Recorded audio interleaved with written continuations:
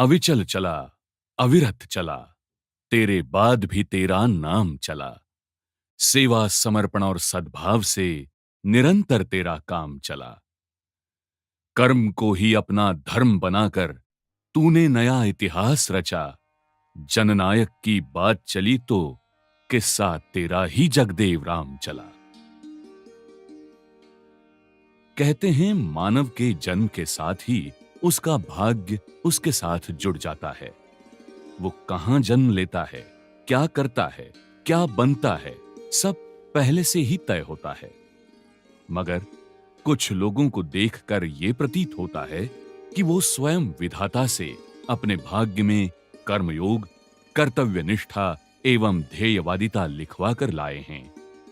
या यूं कहें कि उनकी संचित आत्मशक्ति को परखते हुए विधाता ने उनका कार्य निहित किया हो।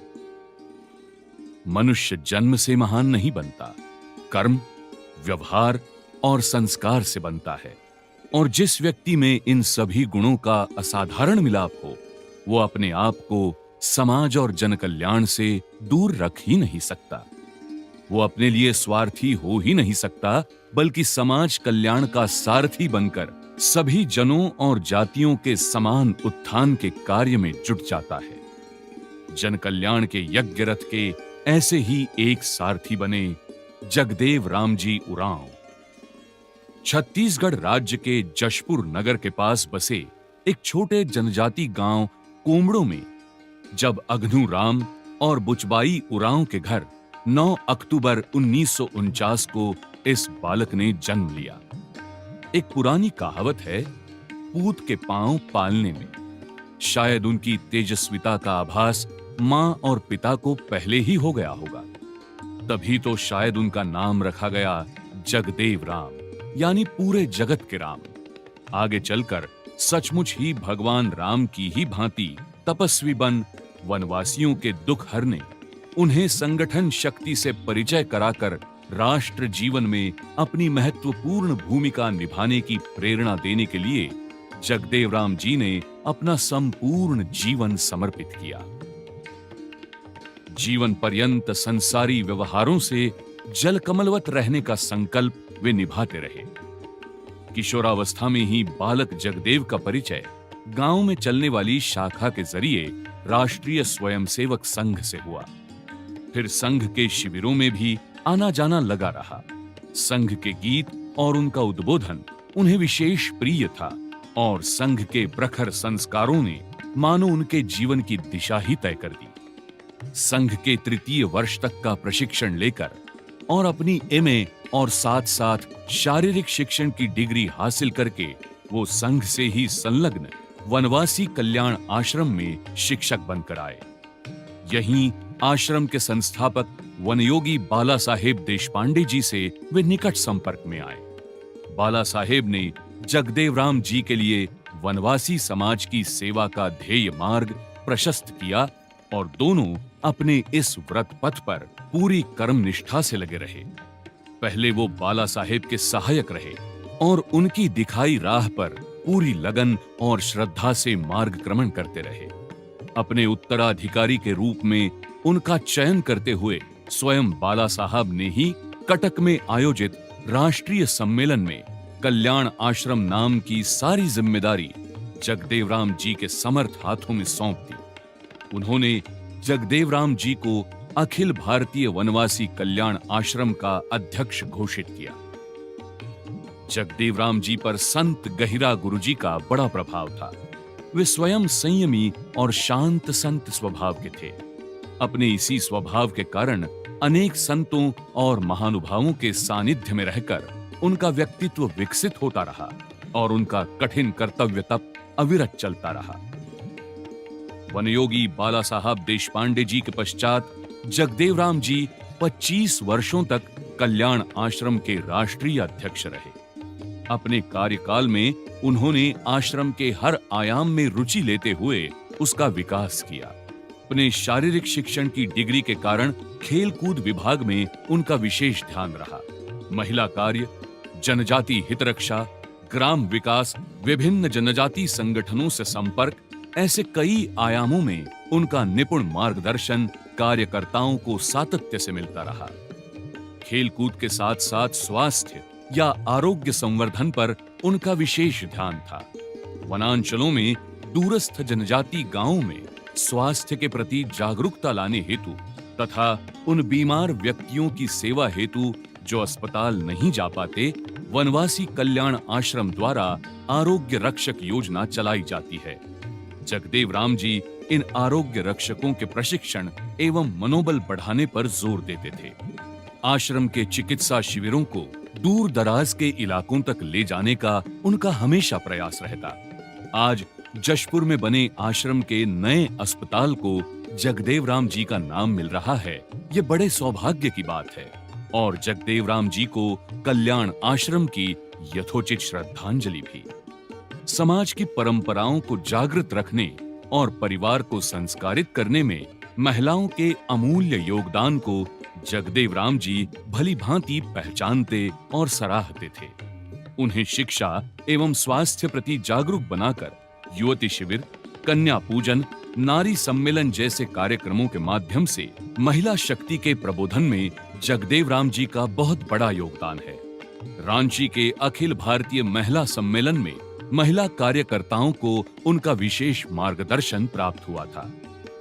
2006 का गुजरात का शबरी कुंभ या बाद में उज्जैन का अर्ध कुंभ या मध्य प्रदेश मंडला का नर्मदा कुंभ, ऐसे सभी कुंभ मेलों के आयोजन में जगदेव राम जी कार्यकर्ताओं के साथ कंधे से कंधा मिलाकर काम करते रहे। उन्होंने इन जगहों पर जनजाति समाज को बड़ी संख्या में सहभागी किया। संतों की धर्म सभा एवं सांस्कृतिक कार्यक्रमों के माध्यम से जनजाति समाज में जन जागरण और एकात्मता भाव का अद्भुत संचार किया। वो जगदेव राम जी ही थे जिन्होंने जनजातियों और जनमानस के एकत्रीकरण हेतु रोहतास गढ़ की यात्रा का प्रारंभ किया था। ये स्थान उरांव जनजाति के लिए एक प्रेरणा स्थली है और जगदेव राम जी ने प्रतिवर्ष अपनी और उचित नेतागणों की उपस्थिति से इसे एक भव्यता प्रदान की। आज जनजाति बंधुओं में रोहतास गढ़ की यात्रा का महत्व किसी तीर्थ यात्रा से कम नहीं है। कार्य विकास हेतु जगदेव राम जी हमेशा ही सुदूर जनजाति इलाकों और उत्तर पूर्वांचल के दुर्गम भागों में जाते रहे और कार्यकर्ताओं के साथ मिलकर वहां के वनवासी समाज की समस्याओं का समाधान भी करते रहे। साल 2015 में वनवासी कल्याण आश्रम की ओर से उन्होंने भारत की जनजातियों हेतु एक नीति दृष्टिपत्र, इस पुस्तक का प्रकाशन भी किया।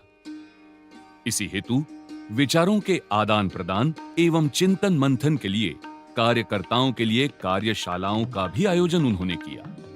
एकात्म भाव को बढ़ाने के लिए वो सदैव प्रयत्नशील रहे। श्रद्धेय जगदेव राम जी जनजाति समाज के लोगों से मिलने का कोई भी मौका नहीं छोड़ते थे। वो शायद एक अकेले ऐसे महान विभूति थे जो अपने 50 वर्षों के सामाजिक जीवन में भारत के लगभग सभी जनजाति समाज के लोगों को उनके क्षेत्रों में जाकर मिले। फिर वो चाहे कोई निर्वाचित जनजाति सांसद हो या जाति का सामान्य सदस्य, जगदेव राम जी की नजरों में कभी किसी प्रकार का भेद नहीं रहा। जनजातियों का, उनकी परंपराओं का, तीज त्योहार का उनका अध्ययन अद्भुत था। अपनी वार्तालापों में वो इसका उपयोग कर सामने वाले को सहज कर देते थे। उनकी सहजता, सरलता, ऋजुता, निरहंकारिता एवं प्रसन्नता सभी को मोहित करती थी। सबको ज्ञात है अखिल भारतीय वनवासी कल्याण आश्रम अपने देश के 10 करोड़ वनवासी बंधुओं के सर्वांगीण विकास के लिए कार्यरत है। 4 वर्ग जो हमको ध्यान में है, ये जनजाति वर्ग किस में आता है? तो ये हमारे यहाँ परंपरा है पंचजन की। 5वां जन है वो निषाद वर्ग है। उत्तर हिमालय से लेकर के तो त्रिपुरा तक ये जो वर्ग है वो किरात कहलाता है। मध्य क्षेत्र का जो ये वनवासी समाज है कोल कहलाता है। दक्षिण पश्चिम के जो बंधु हैं वो भील कहलाते हैं। तो तुलसीदास जी ने कोल, किरात, भील वनवासी इस प्रकार से दोहा इसके चौपाई में कहा है। तो ये पांचवां जन ये निषाद वर्ग है। इस प्रकार से पंचजन की परंपरा में ये हमारे वनवासी बंधु आते हैं। अमेरिका स्थित university of world ancient traditions and cultural heritage द्वारा श्री जगदेव राम जी को पीएचडी की पदवी गायत्री परिवार के प्रमुख डॉक्टर प्रणव पंड्या के शुभ हाथों एवं राष्ट्रीय स्वयंसेवक संघ के तत्कालीन सरकार्यवाह एवं वर्तमान सरसंघ चालक डॉक्टर मोहन जी भागवत की उपस्थिति में प्रदान की गई। तू मैं एक रक्त, ये संदेश वनवासी समाज के अंतिम व्यक्ति तक पहुंचाने में वो अंत तक जुटे रहे।